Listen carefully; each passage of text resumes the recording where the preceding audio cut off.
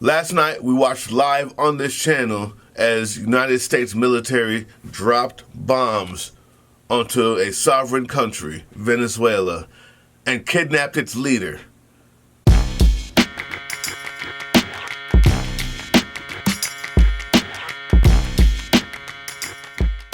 What's up?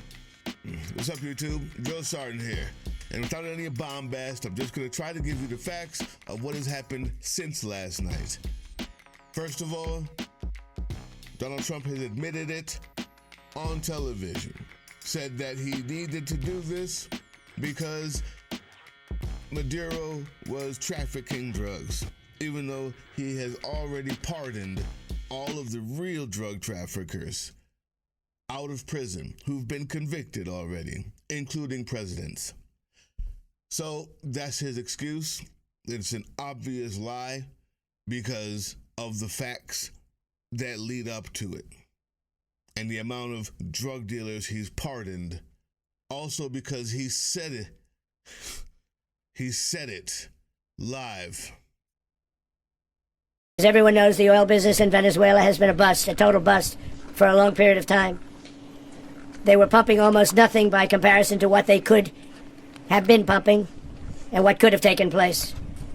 We're going to have our very large United States oil companies, the biggest anywhere in the world, go in, spend billions of dollars, fix the badly broken infrastructure, the oil infrastructure, and start making money for the country.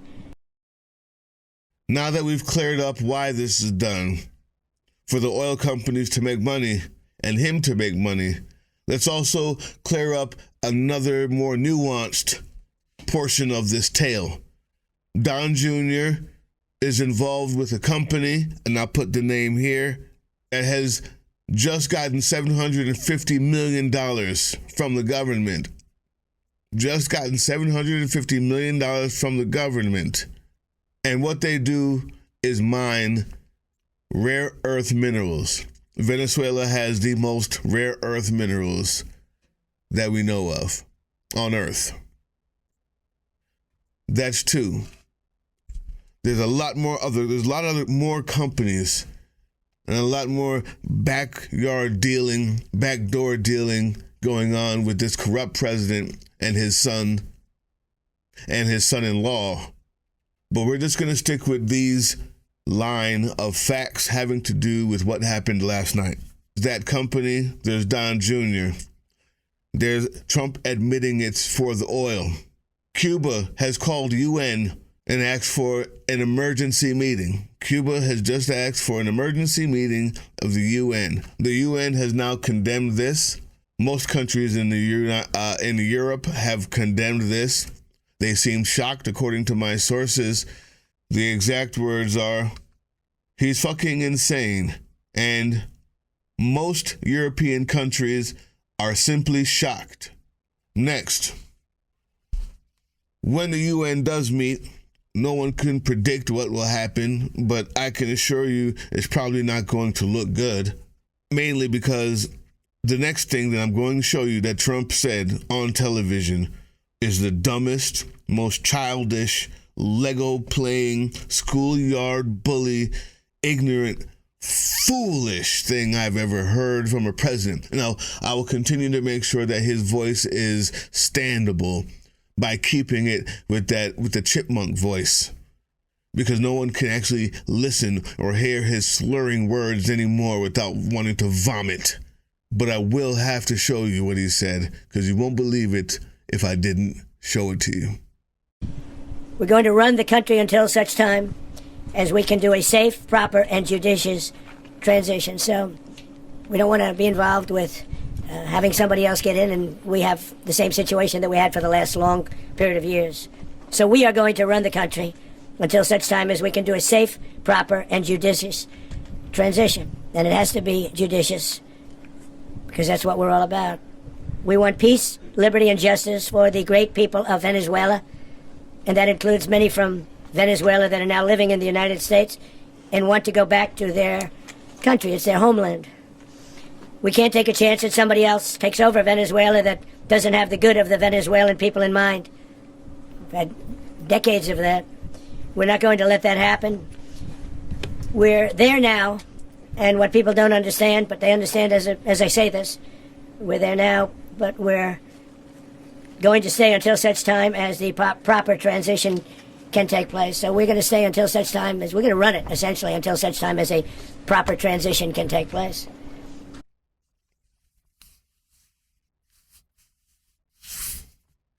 There you have it. He's playing Legos. He's playing board games. He believes that we're just going to run it. You can't even run this place well. We're the shithole country. Healthcare is dying, gone. Yeah, we can no longer fund childcare in all 50 states. Yesterday, that was ended.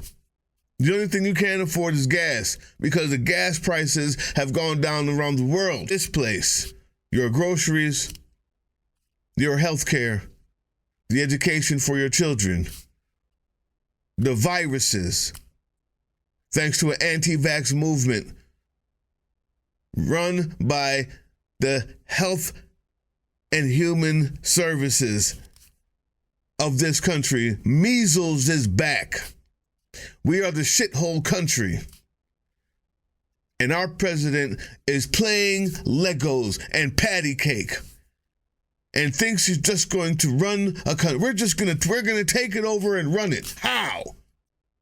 You cannot run this place. That's the news. Oh, yeah. And there's one more piece that we need to know while we're just walking in there with our dick hanging out, talking about we're just going to run a country of millions of people who already live there. We've done that before. It took hundreds and hundreds of years of war and battle. It's called colonialism.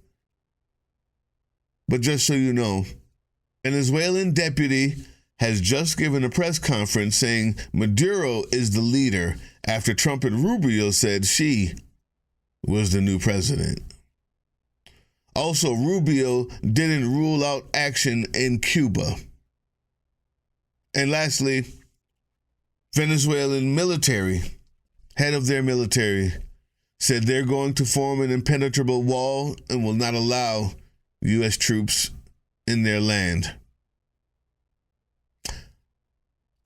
I don't know what any of that means, because I don't know the size of their military. I know that they're going to get all their weapons from Russia, because that's where they buy them from. I also know that lives will be lost, because our president is an orangutan 5-year-old who thinks you can just walk into a country of millions and run it. And the deputy that they believe they put in charge has just given a press conference saying, no, I'm not taking charge.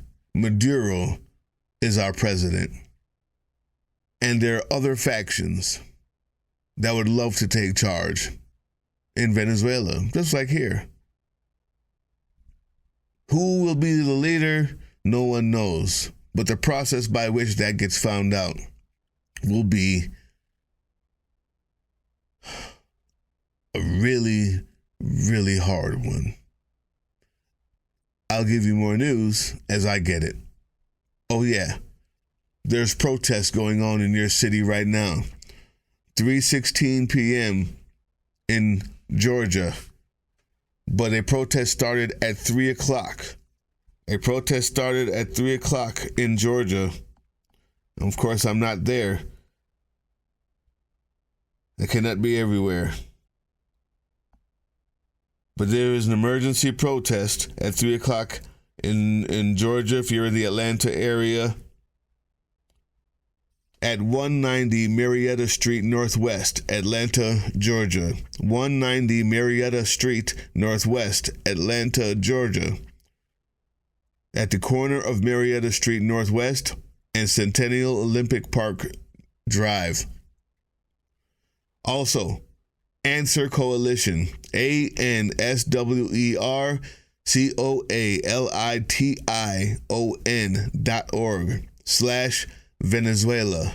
AnswerCoalition.org/Venezuela to find out where these anti-war protests are going on immediately, emergency, right now, today. In your state, in your city, find out. And welcome to the beginning of World War III if the UN decides that they want to do something about it. I don't think they will, because the Venezuelans are brown. But then again, the Ukrainians are white, and they didn't do anything there either. The time to fight is now. What's up? Yeah, you. Before you click away to watch someone unbox a tactical toothbrush, let's talk about something real. Political Drain isn't just another content mill. We're a digital front in a very real war. Not with bullets, but with ideas, with action, and with solidarity. We pair urgent news with critical education. And we build community around actual resistance, not the hashtag kind. The kind that moves. But here's the thing. None of this is free. It isn't. Behind every video is time, labor, research, and some weird guy asking if we're gonna pay the hosting bill. And yeah, some of that money goes to things we can't necessarily say out loud. If you know, you know. Let's just say our special ops aren't Call of Duty LARPers. They're people making real moves to protect, uplift, and organize. You're not just funding a channel. You're funding a resistance network in a world where capital still calls the shots. Unfortunately, in a system built on artificial scarcity, even mutual aid has a price tag. And if we want to grow, if we want to win, we need your help. We need your help. So if you've got even a few bucks to spare, toss it our way. It's not for ads. It's not for merch drops, but for people making moves in the shadows so others can do it in the light. It's just us and you. So fund the mission, fund the fight, fund the future, because nobody's coming to save us. We save each other. That's how this works. Ground news has very quickly become one of my most prized resources, my go-to even, because I get to find out what stories are not covered by the blind spot feature, which I love, but not just the blind spot feature. Any of these stories that I bring up, I can see what either side is saying about it. I can also see who's paying for those headlines. It tells me who owns the publication, which also lets me know who they're writing it for. Many times, none of that is for us, but understanding the context helps us understand the story. Ground news is absolutely one of, if not the best way to know that you've gotten every side of a story and that there's not enough spin in the world that could have you misinterpret it.